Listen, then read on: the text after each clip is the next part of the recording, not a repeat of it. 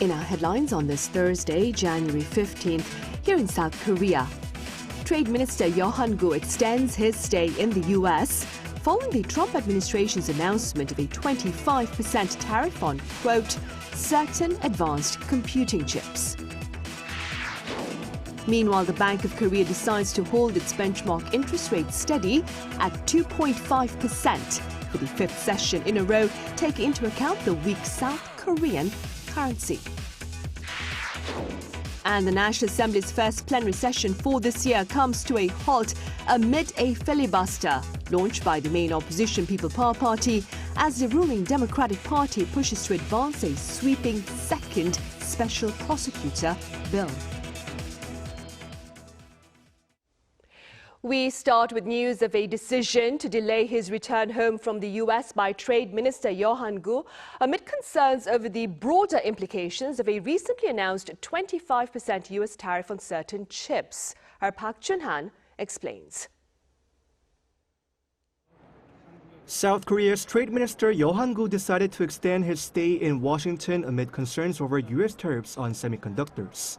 Minister Yo, who was visiting the U.S., announced on Wednesday local time that he would delay his return to Seoul by a day to assess the implications of U.S. President Donald Trump's latest proclamation on tariffs and trade issues. Speaking to reporters, Yo emphasized the need to closely monitor the developments, stating he was carefully watching the matter, but adding that it was difficult to comment on at this time. He added that his team is analyzing potential impacts on Korean companies. On Wednesday, Trump signed a proclamation imposing a 25% tariff on certain advanced chips, including NVIDIA and AMD's products manufactured by TSMC in Taiwan and imported into the U.S. for re-export. The U.S. administration framed the action under Section 232 of the Trade Expansion Act, citing national security risks from semiconductor imports that do not contribute to domestic supply chains or manufacturing capabilities. The proclamation effectively targets re-exports to China, allowing the U.S. to collect 25% of the sales value as a fee. However, the information reported that Beijing has advised domestic firms to purchase NVIDIA's H200 only under special circumstances, aiming to reduce China's reliance on foreign technology and strengthen its own industry. For South Korea, a major semiconductor exporter, Trump's proclamation raises concerns about wider tariff expansions. The White House fact sheet indicated that Trump may impose broader tariffs on imports of semiconductors and their derivative products, as well as an accompanying tariff offset program to incentivize domestic manufacture, as previously announced. The United States' actions could directly impact Korea's core industry, as any tariffs on re-exported chips could disrupt supply chains and increase costs for Korean tech giants Samsung Electronics and SK Hynix. Park Chun-han, Arirang News. Meanwhile, the Trump administration's top finance officer shared a vote of confidence in the South Korean currency, which fueled a related rally. Our Kim Bo-kyung reports. U.S. Treasury Secretary Scott Bessent has said that the recent depreciation of the Korean won was not in line with the country's strong economic fundamentals. In the press release on Wednesday, Bessent said that he had discussed the issue during his meeting with South Korea's Finance Minister gov't earlier this week. He underlined that excess volatility in the foreign exchange market is undesirable, while reaffirming that Seoul's strong economic performance, especially in key industries that support America's economy, make the country a critical partner for the U.S. Bessent's remarks are closely related to Seoul's pledge worth $350 billion of investment in the U.S., which is considered one of the main factors contributing to the weakness of the Korean won. Still, Bessent reportedly asked Koo for Seoul to fully and faithfully implement the investment agreement, saying it would further boost Korea-U.S. economic partnership and the revitalization of U.S. industrial capacity. Following Bessent's remarks, the won strengthened against the dollar in overnight trading, closing at 1,464 won per dollar. With the U.S. having a higher interest rate than Korea and expected to see economic growth that's around 0.3 percentage points stronger than Korea's economic growth rate, the exchange rate difficulties are not easy to resolve. The U.S. economy is expected to maintain solid growth, supported by AI investment, tax cuts, and interest rate reductions. Seoul is in a difficult place regarding the weak Korean won, as the U.S. has already rejected South Korea's proposal of requesting an unlimited bilateral currency swap. Kim Bo-kyung, Arirang News. President Lee Jae-myung sat down with Chairman Khaldoon Khalifa Al Mubarak of Abu Dhabi's Executive Affairs Authority at the Blue House earlier on this Thursday. On the agenda were ways to put into action pledged partnership in the defense industry, artificial intelligence and energy. President Lee also took the occasion to share his thoughts for his hopes, that is, for 100 years of continued cooperation. The president was in Abu Dhabi back in November on a state visit and met with President Mohammed bin Zayed Al Nahyan, whom he invited to South Korea. Policymakers at the central bank have decided to hold steady their benchmark interest rate at 2.5% for the fifth session in a row. Our Kim Jun-hong has more. The Bank of Korea has kept its benchmark interest rate unchanged at an annual 2.5% amid the weakening Korean won. The unanimous decision was announced on Thursday, following the central bank's first monetary policy meeting of the year. The board judged it appropriate to maintain the current base rate while monitoring policy conditions. As inflation is expected to stabilize, growth is improving, and risks to financial stability persist. This decision was unanimous. This marks the fifth consecutive session the board has stood pat on the rate, having paused its easing cycle in the second half of last year. The central bank noted that this year's economic growth is likely to broadly match the 1.8% forecast revised upward last November, citing a recovery in the semiconductor sector and improving growth in major economies. It added that this solid growth momentum has reduced the immediate need for a rate cut. However, uncertainties remain, particularly regarding the foreign exchange market. The rising $1 exchange rate and continued gains in housing prices in the Seoul metropolitan area were cited as key factors behind the decision. Governor Lee was direct when asked if the currency volatility was the primary driver. To the question of whether the exchange rate was the biggest factor, the answer is yes. I don't believe the stabilization policies at the end of the year were ineffective, but rather it was an occasion to confirm where our weaknesses lie. The governor added that monetary policy decisions going forward will be made with close attention to inflation trends and risks to financial stability at home and abroad. In a shift from the Bank of Korea's previous monetary statements, its statement for Thursday's rate decision made no mention of a potential rate cut in the future. This is being seen as a sign of a possible shift in the direction of future interest rates. Kim Jun-hong, Arirang News. The government, meanwhile, will improve business regulations to tackle challenges faced by small and medium-sized businesses. Intentions to this end were shared during a policy coordination meeting at the government complex earlier on this Thursday, during which officials vowed to place priority on improving a total of 79 regulatory tasks.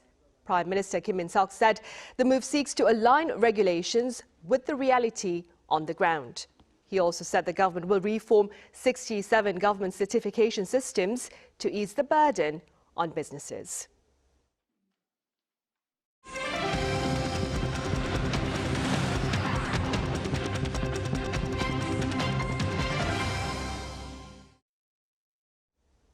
The Parliament's first plenary session for this year came to a screeching halt this afternoon amid a filibuster against the sweeping second special prosecutor bill. Our National Assembly correspondent Moon Hye-ryun reports. The National Assembly plunged into a standoff during its first plenary session of the year, after the ruling Democratic Party pushed ahead with a second comprehensive special prosecutor bill, triggering a filibuster by the main opposition People Power Party. The standoff followed the collapse of last-minute talks ahead of Thursday afternoon session, as the parties failed to narrow their differences over how to handle the Unification Church probe. Earlier floor leaders met under Speaker Woo Won-sik, but talks broke down as the Democratic Party pushed to advance the second special prosecutor bill. The People Power Party countered that unresolved disputes over the Unification Church probe must be addressed first. As the bill was put to the floor during the afternoon session, the People Power Party immediately launched a filibuster, calling the legislation politically motivated and accusing the ruling bloc of reviving past investigations for electoral gain. Opposition leaders argued the bill targets what they described as dead power, while ignoring allegations involving figures tied to the ruling camp. What the public does not want is a far-fetched special prosecutor scheme to shield ruling party scandals and target the opposition for local elections. The Democratic Party rejected those claims, accusing the opposition of blocking efforts to fully uncover alleged insurrection and abuse of power. DP floor leader Han Byung-do said the filibuster amounts to shielding wrongdoing, while leaving more than 180 long-stalled livelihood bills effectively asleep on the assembly floor. The Democratic Party will end the filibuster with a termination vote tomorrow, pass the second special prosecutor bill, and turn the Assembly's focus back to livelihoods. Under National Assembly rules, a filibuster can only be terminated after 24 hours have elapsed and at least 3/5 of lawmakers vote in favor. With the ruling bloc taking up the majority, the bill is expected to pass by Friday afternoon. Moon Hae-ryun, Arirang News. In other news, K-beauty is reportedly reshaping the industry at a global scale, largely led by small businesses. And there is belief that legislative initiatives may serve to strengthen this new economic growth engine. Our An Sung-jin files this report. Once a mid-sized player, this K-beauty company now boasts a market value that rivals industry heavyweights. It's been about 10 years since this company took off, relatively young by industry standards. Yet today, its influence extends far beyond the domestic market, reaching consumers around the world. These products are built on strong technological capabilities, and these R&D-driven technologies resonate with consumers. The already high share of overseas sales through its unique products gives the company a competitive edge too. Profits from overseas markets now account for nearly 80% of total revenue, further pushing the company to expand its global reach. Firms like this are rapidly adapting their distribution networks while closely tracking consumer preferences and beauty trends in individual overseas markets, surpassing the strategies of traditional conglomerates. You guys have so many brands, right? So it's a high competition, so it must be good, otherwise you can't survive in these industries. So I just really want to try because it's like very popular. Because it's really very popular. I don't know, it makes my skin really look better. I mean, I'm trying like healthier maybe. Cosmetics are South Korea's top export category among small and medium-sized enterprises, and the country currently ranks as the world's third largest cosmetics exporter.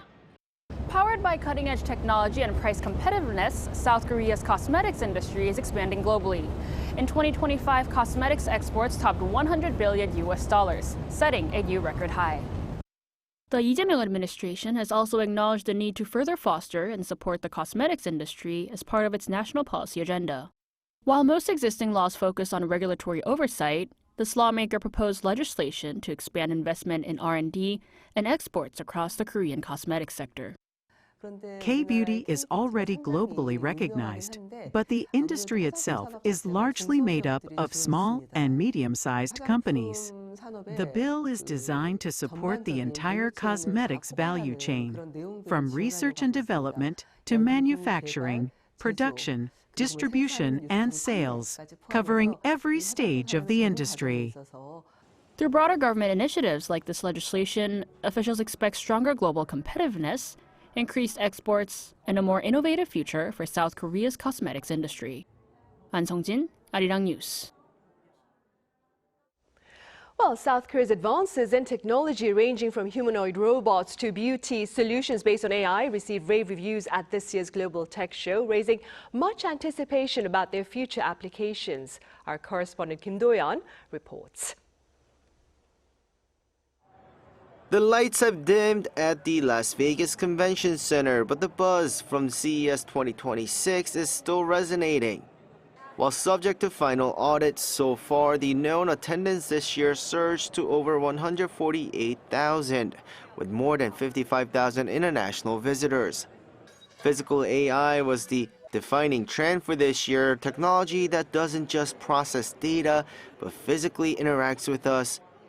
And South Korean companies joined the trend noticed by the CES organizers, CTA themselves.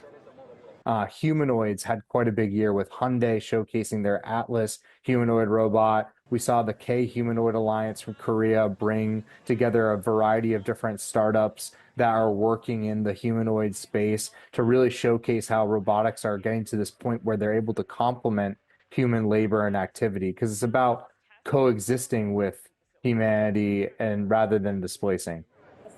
Beyond heavy industry, Korea's signature influence was felt in a sector it has long dominated: beauty. Korea Korea made headlines by becoming the world's first cosmetics manufacturer to win the Best of Innovation award in this category. Their suction beauty device utilizes AI to analyze skin conditions in real time and apply treatments with mechanical precision, effectively blurring the line between cosmetics and medical devices. So working to the idea that some people, when they want to get that feeling of better, maybe they don't want to have the stories associated with a scar that they have. Well, how about being able to cover it up with a tech device that can precisely treat it? And that's something that Korea was doing that I found to be really quite compelling. From the showroom floor to the startup hub at Eureka Park, Korean innovation was ubiquitous. Over 1,000 Korean companies participated and swept innovation awards across the board. Kim Do-yeon, Arirang News. Back here on the local front, a growing number of foreign travelers to Seoul are choosing to spend their time here like locals and not like tourists. Our Cho Young-eun was out and about. For Holly and Macy, it's their very first trip to Korea. And on the way to their next stop, they pause at a street side instant photo booth. Once a familiar activity for young Koreans, instant photo booths have now become a must-do experience for foreign visitors, capturing memories the local way. Their day continues at a beauty retailer Olive Young, where personalized color consultations, skin analysis, and tailored recommendations offer a closer look at Korea's beauty culture. We want to take back some beautiful skincare to Australia. Yes. Everyone here has incredible skin. Yes. Yes, we're trying to meet a lot of people and asking local people for their recommendations. Beyond Seoul's temples and palaces, more and more tourists are looking to experience how Koreans enjoy their daily lives, from visiting local cafes to eating the latest trending food. This neighborhood cafe has drawn visitors from around the world, all eager to try Korean-style salt bread that's gone viral on social media. I chose this delicious salt bread bakery because it's really popular on social media, and I also love K-pop. Yes, I think they're coming in greater numbers. There are a lot of Japanese people, a lot of people from Taiwan, and even a lot of people from New Zealand. So I am sensing the new trend. From lining up at popular bakeries to enjoying local food like gomtang or beef bone soup, travelers are immersing themselves in Korea's everyday food culture. The Korea Tourism Organization says the shift is a natural result of K-content's global reach. It seems to be a natural phenomenon resulting from Korean lifestyles being shared with the world in real time through K-content. Tourism itself is continuing to shift away from simply sightseeing toward more hands-on, experience-based, everyday life activities. As Korea's daily life itself becomes a destination, traveling like a local is redefining what it means to visit Seoul. Cho Young-eun, Arirang News.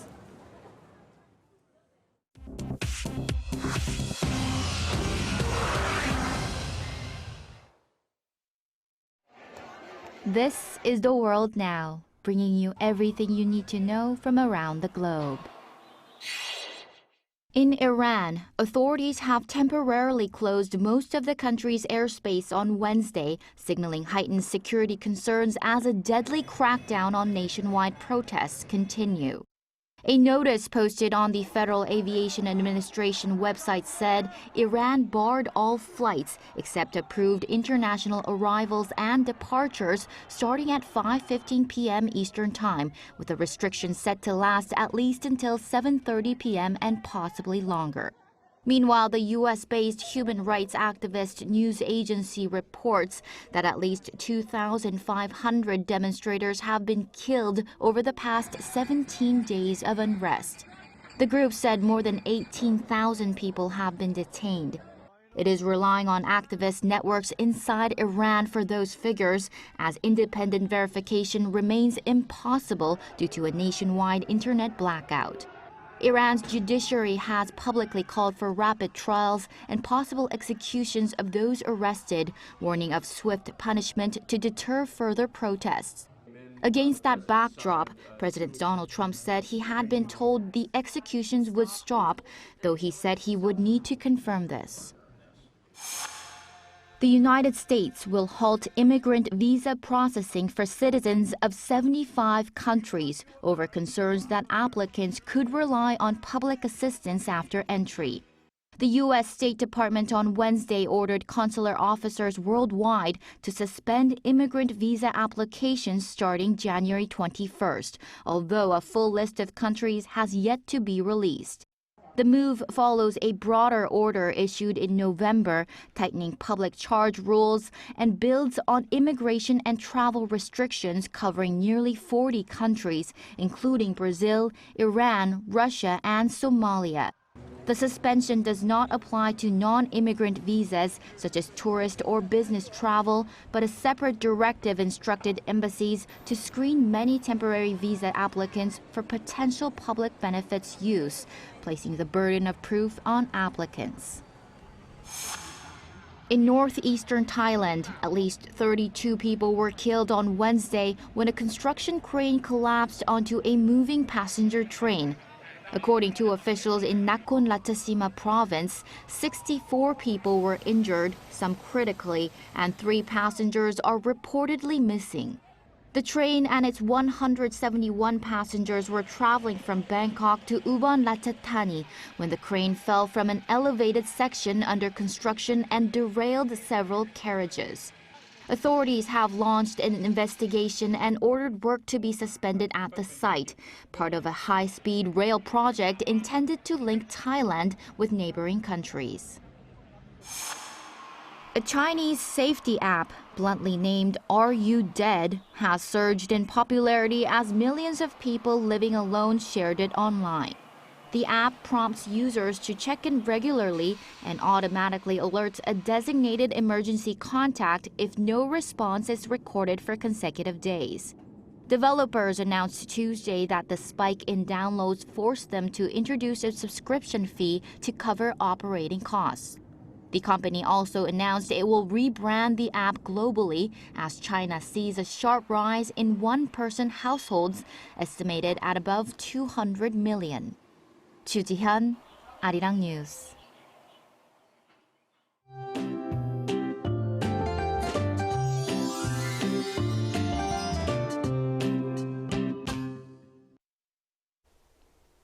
The cold snap is taking a short break today, but air quality is becoming a bigger concern. Fine dust from overseas came in through southwesterly winds, and yellow dust arrived later this afternoon. By late tonight, air quality could get worse, reaching very unhealthy levels in areas like Sejong, Gwangju, and Jeollabuk-do province. Temperatures are much milder than yesterday, though. Most areas started above freezing this morning, about 10 to 20 degrees warmer than the day before. The daytime temperatures reached as high as 6 degrees higher than average for this time of year. This milder trend is expected to continue through the weekend. Seoul and Daegu will start off at -1 degree Celsius tomorrow morning, Chuncheon at -3 degrees. Highs will rise up to 5 degrees in Seoul, 15 degrees in Gyeongju and Busan. However, dry weather advisories remain placed in eastern parts of the country, so extra care is necessary to prevent wildfires. That's all for Korea. Here are the weather conditions around the world.